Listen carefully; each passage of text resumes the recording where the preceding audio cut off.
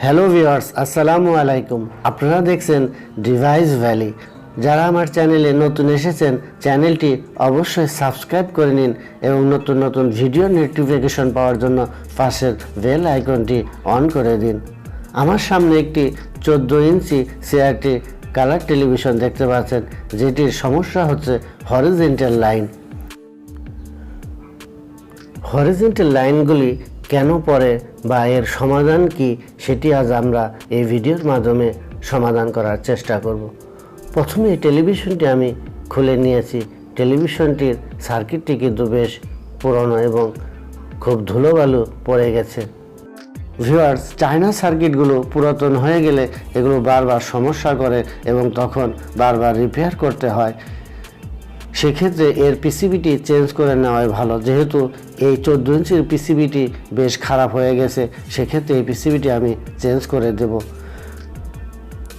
Viewers, পরবর্তী আরেকটি television আছে আমার কাছে, যেটি 21 ইঞ্চি, সেটিও হরিজেন্টাল লাইন প্রবলেম।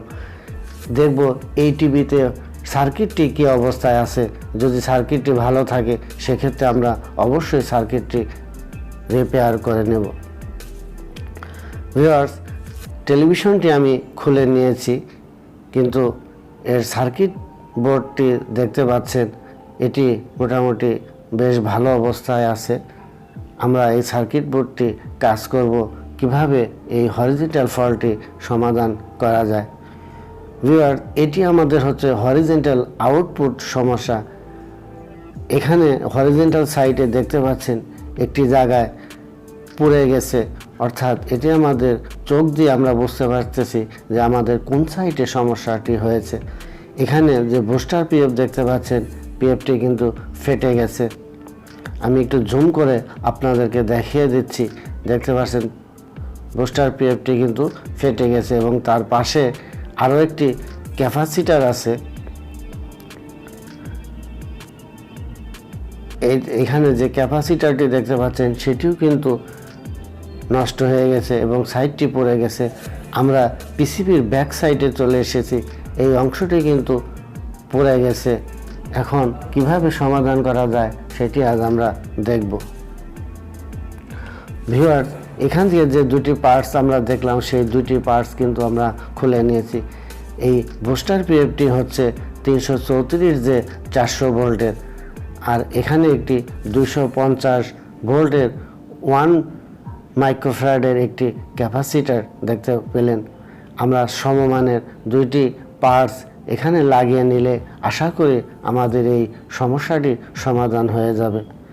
ঠিক এই অংশটির মধ্যে আমরা কম্পোনেন্ট দুটি চেঞ্জ করে ভালো করে ওয়াশ করে আমরা ফাইনালি চেক করে নেব যে আমাদের কাজটি হলো কিনা।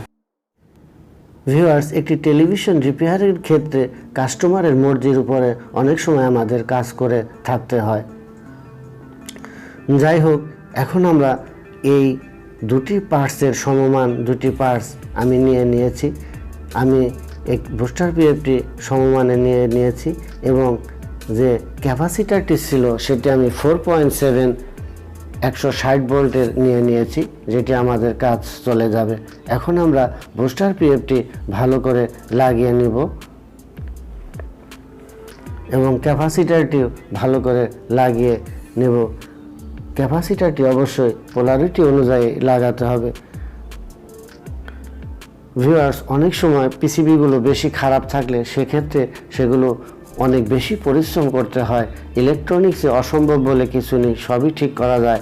তবে পরিশ্রমের বিষয়টি এবং লংজারভেটিভ হওয়ার বিষয়টি কিন্তু মাথায় রাখতে হয়। এই সার্কিটটির অবস্থা বেশ ভালো, সেক্ষেত্রে অবশ্যই এটি আমাদের আরও দীর্ঘদিন চলবে। আমরা পার্টসগুলো লাগিয়ে পিছন সাইডটি খুব ভালো করে সোল্ডারিং করে নিতে হবে যাতে ড্রাই না থাকে। ভিউয়ার্স, টেলিভিশনটি কিন্তু স্ক্রিনে লাইট চলে এসেছে, অর্থাৎ ফুল লাইট চলে এসেছে। এর লোগোটি আপনারা দেখতে পেলেন। এখন টিভিটি সম্পূর্ণ আপনারা দেখতে পাচ্ছেন, এর স্ক্রিনে সম্পূর্ণ লাইট চলে এসেছে।